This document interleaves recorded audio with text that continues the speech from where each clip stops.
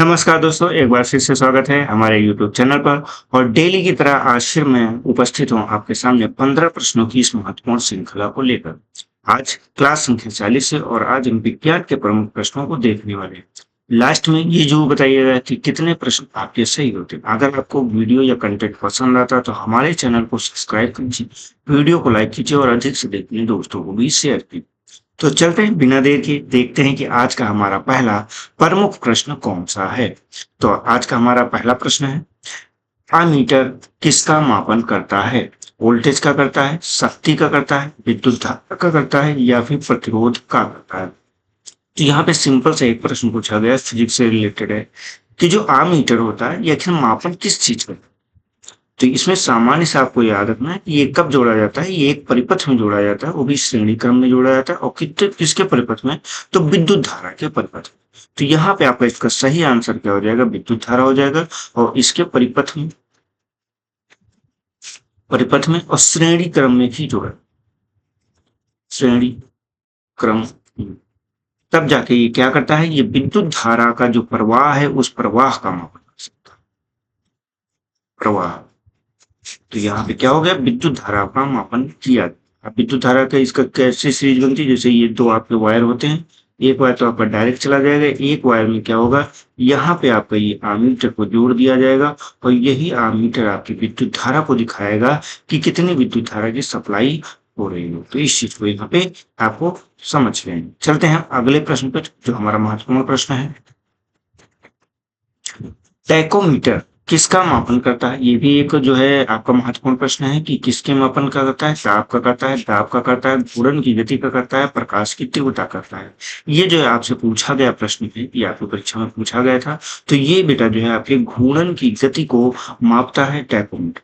जब भी जो कोई व्यक्ति कोई चीज घूम रही होती है, जैसे कि आप पंखा देखते हैं, फैन, तो फैन जब घूमता है तो उसके जो नापन होता है, जिसको नापा जाता है, जिसे हम आरपीएम में मापते हैं। इसमें आरपीएम, तो आरपीएम ही यहाँ पे होता है। इसमें क्या होता है, इसका उपयोग मुख्यतः जो है आपका सबसे ज्यादा जो वाहन है या मशीनें हैं उन सभी में किया जाता है। तो घूर्णन की गति मापने के लिए किसका प्रयोग हो गया? टैकोमीटर का हो गया। बढ़ते हैं हम अपने अगले महत्वपूर्ण प्रश्न पर। पायरोमीटर का मापन किसका मापन करता है? निम्न ताप का करता है, उच्च ताप का करता है, दाब का करता है या फिर वोल्टेज का करता है? तो जो बेटा पायरोमीटर होता है ये हमेशा उच्च ताप को मापने के लिए प्रयोग किया जाता है। कम ताप को थर्मामीटर से भी मापा जा सकता है, लेकिन जब उच्च ताप होता है, जैसे कि आपकी ताप की भट्टियां हो गई, तो उन भट्टियों पे आपका ये सामान्य टेम्परेचर मापन यंत्र नहीं लगेगा, तो इसीलिए वहां पे इसका प्रयोग किया गया। अब भट्टियां कैसी हो जाती है, जैसे धातु उद्योग वगैरह होते हैं, वहां पे जो गलाने के लिए प्रयोग किया जाता है, तो वहां का टेम्परेचर बहुत हाई होता है। तो वहां पे अन्य जो टेम्परेचर है वो थर्मामीटर वगैरह उससे नहीं माप सकते, इसीलिए हमेशा पायरोमीटर का उसमें प्रयोग किया जाता है। तो इस चीज को यहाँ पे याद रखिए। बढ़ते अगले प्रश्न पर हम। हमारा अगला प्रश्न है, उच्च वेग हाई स्पीड को व्यक्त करने के लिए किस इकाई का प्रयोग किया जाता है? नाट का किया जाता है, मैक का किया जाता है, किलोमीटर प्रति घंटा का किया जाता है या फिर मीटर प्रति सेकंड का किया जाता है? तो देखिए, उच्च वेग हाई स्पीड को मापने के लिए हमेशा मैक का प्रयोग किया जाता है। इसमें किलोमीटर प्रति घंटा या मीटर प्रति सेकंड या नॉट का प्रयोग नहीं किया जाता, सिर्फ मैक का प्रयोग ही किया जाता है। अगर यहाँ पे सामान्य से बात करते हैं कि एक मैक, एक जो है मैक इक्वल टू क्या होता है, तो ये आपका ध्वनि की गति के बराबर, ध्वनि की गति के बराबर।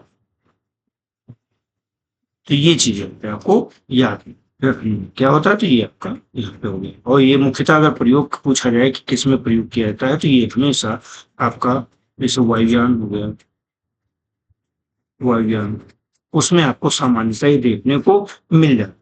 चलते हैं हम अपने अगले महत्वपूर्ण प्रश्न पर। रंग दैर्ध्य वेवलेंथ की इकाई क्या है? नैनोमीटर है, एंगस्ट्रॉम है, जूल है या फिर पास्कल है? तो यहाँ पे याद रखिएगा, जो आपकी तरंग दैर्ध्य है इसकी इकाई को रूप में हम एंगस्ट्रॉम को देखते हैं। एंगस्ट्रॉम क्या है? लंबाई की एक छोटी इकाई। किस चीज की है? यहाँ पे लंबाई,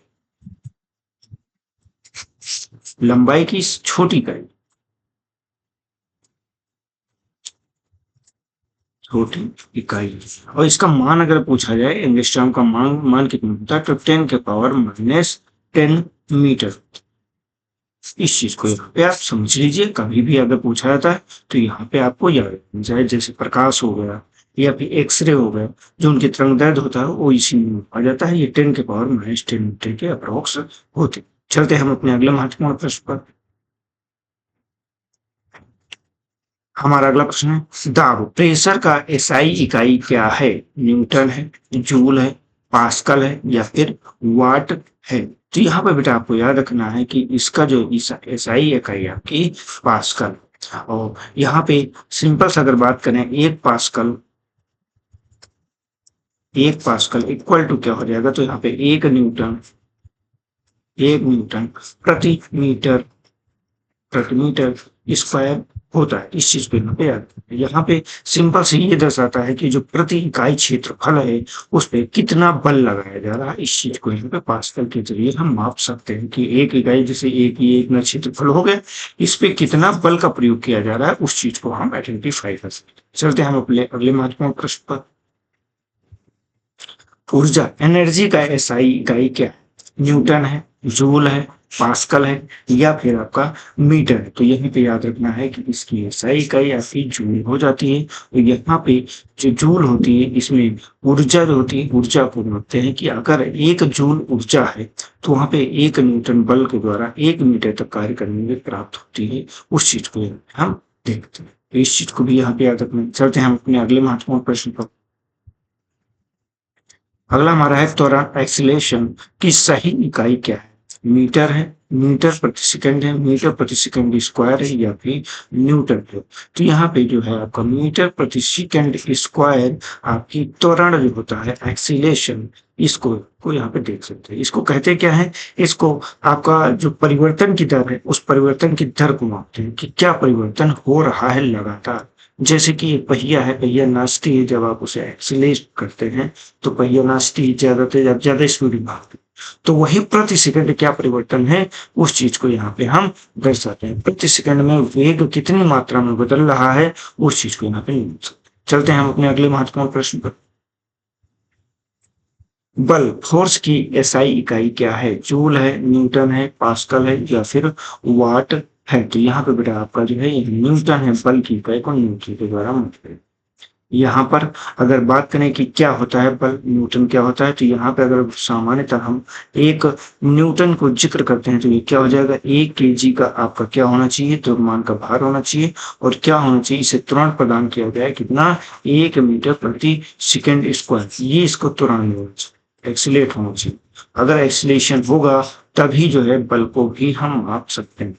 न्यूटन का नियम क्या होता है? न्यूटन का नियम हमेशा F बराबर ma होता है। ठीक, ma होता है। इस चीज को आप समझ। चलते हैं हम अपने अगले महत्वपूर्ण प्रश्न पर। कृत कार्य वर्क डन की इकाई क्या है? पास्कल है, न्यूटन है, जूल है या फिर वाट है? जो काम पूरा हो चुका है उस काम को मापने के लिए किसका प्रयोग किया जाता है? जूल का प्रयोग किया जाता है। कि जूल मतलब कितने जो है मीटर विस्थापन हुआ।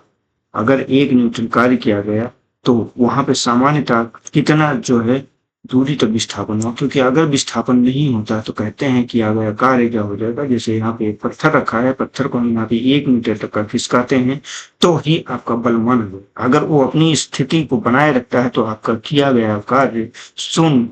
इस चीज को यहाँ पे याद। चलते हैं हम अपने अगले प्रश्न पर।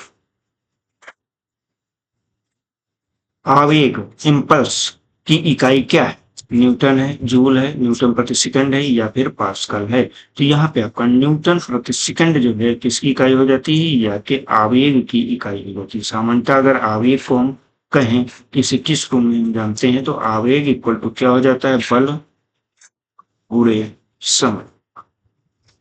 मतलब जितना बल लगाया जा रहा है, कितने समय तक लगाया जा रहा है, इस चीज को अगर गुणा कर देंगे तो आपका आवेग प्राप्त हो जाएगा। ये सामने संवेग परिवर्तन की जो दर होती है उसके बराबर ही होता है। चलते हैं हम अपने अगले महत्वपूर्ण प्रश्न पर।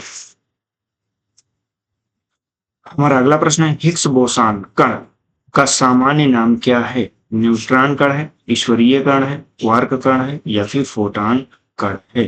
तो यहाँ पे इस चीज को याद रखना है, ये एक ईश्वरीय कण के नाम से जाना जाता है और ये एक ईश्वरीय कण होता है। ठीक है, उसी के नाम से इसे जानिए। अगर बात करते हैं इसकी उत्पत्ति वगैरह के बारे में, तो एक जो सन है, सन ने इसकी पुष्टि की थी, कब किया था? 2012 एक प्रयोग किया गया था, उसके अंदर SERN सन लेबोरेटरी थी, उसमें जो है हिग्स बोसान जो है कण की खोज की थी। क्लियर। चलते हैं हम अपने अगले जो है क्वेश्चन पे। मिट्टी के घड़े में रखा जल ठंडा क्यों रहता है? संवहन के कारण, चालन के कारण, वाष्पीकरण के कारण या फिर विकिरण के कारण? तो सामान्यतः इसमें आपको वाष्पीकरण के कारण जो है, जो आपका मटके में, मिट्टी के घड़े में जल रखा जाता है वो ठंडा रहता है। ये चीज आपको यहाँ पे याद रखना है। क्यों? क्योंकि जो आपका ये मिट्टी का घड़ा होता है, इसमें कई सारे सूक्ष्म जो है, क्या चीज, सूक्ष्म यहाँ पे छिद्र, उन छिद्रों से क्या होता है? हमेशा वाष्पीकरण होता है। इसीलिए कहते हैं जब ये सूक्ष्म छिद्र ढक जाते हैं तो आपका जो घड़ा है, घड़े का पानी ठंडा होना बंद हो जाता है। इसीलिए यहाँ पे आपको याद इस चीज को रखना है कि उसको बहुत ज्यादा ढकने में ढकना भी है, जैसे कि आपका टाट का बोरा वगैरह हो गया, उससे ढकना। चलते हैं हम अपने अगले महत्वपूर्ण प्रश्न पर। लेजर एक युक्ति है जिसके द्वारा क्या उत्पन्न किया जाता है? स्वतः स्फुट विकिरण, उद्दीप्त विकिरण, परावर्तन विकिरण या फिर अपवर्तन विकिरण? तो यहाँ पे याद रखना, ये आपका उद्दीप्त विकिरण इसके द्वारा जो है उत्पन्न किया जाता है। ये आखिर है क्या उद्दीप्त विकिरण? इसको कहते हैं स्टिमुलेटेड रेडिएशन। इसमें जो आपका इधर उधर पूरा प्रकाश दूर तक का फैला, इस पूरे प्रकाश को क्या किया जाता है? एक बिंदु पे केंद्रित कर दिया जाता है और यही सिमुलेटेड होके एक पूरी तरह से केंद्र पे फोकस हो जाता है। तो यहाँ पे ये क्या हो जाता है? ये सिमुलेटेड हो जाता है। इसे light amplification by simulated emission of radiation के रूप में हम जानते हैं। लेजर का फुल फॉर्म ही यही, तो आप इससे अच्छी तरह से समझ सकते। ठीक, क्लियर हो गया। चलते हैं हम अपने अगले महत्वपूर्ण प्रश्न पर।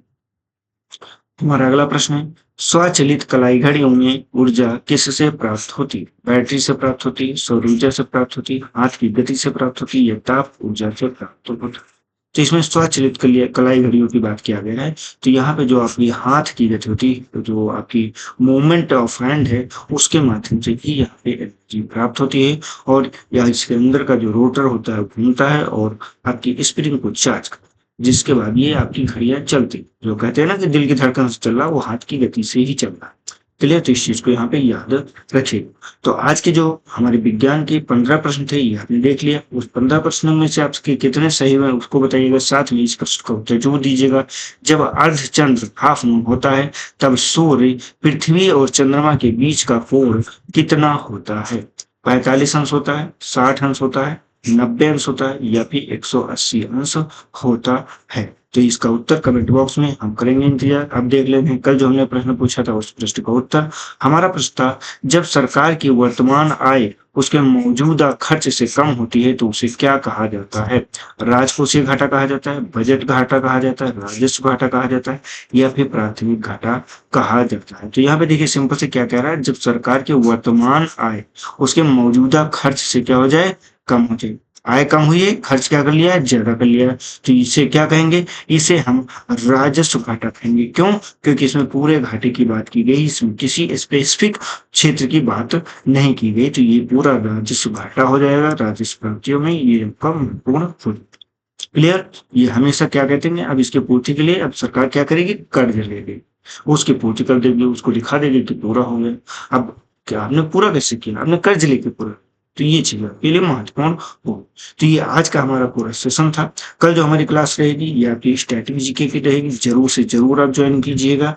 आपका जो है हम करेंगे इंटरव्यू। तो हमारे चैनल को सब्सक्राइब कीजिए, वीडियो को लाइक कीजिए और अधिक से अधिक अपने दोस्तों को भी शेयर कीजिए। टेलीग्राम पे हमारा एक जो है डिस्कशन ग्रुप बना हुआ है, जीएस स्टडी बाय संतोष सर, आप उस ग्रुप को ज्वाइन कर सकते हैं। वहां पे अगर आपका कोई भी प्रश्न है तो आप जरूर पूछिएगा, उस प्रश्न का हम आपको जवाब देंगे। बाकी कोई भी अगर आपका कंसर्न होता है सिलेक्शन के बारे में तो आप पूछ सकते हैं। तो इसी तरह के अन्य महत्वपूर्ण जो आपके वीडियो आ रहे हैं उनको देखने के लिए हमारे चैनल को सब्सक्राइब करके बेल आइकन जरूर करें। मिलते हैं नेक्स्ट एपिसोड में, तब तक के लिए जय हिंद, जय भारत, आपका दिन शुभ।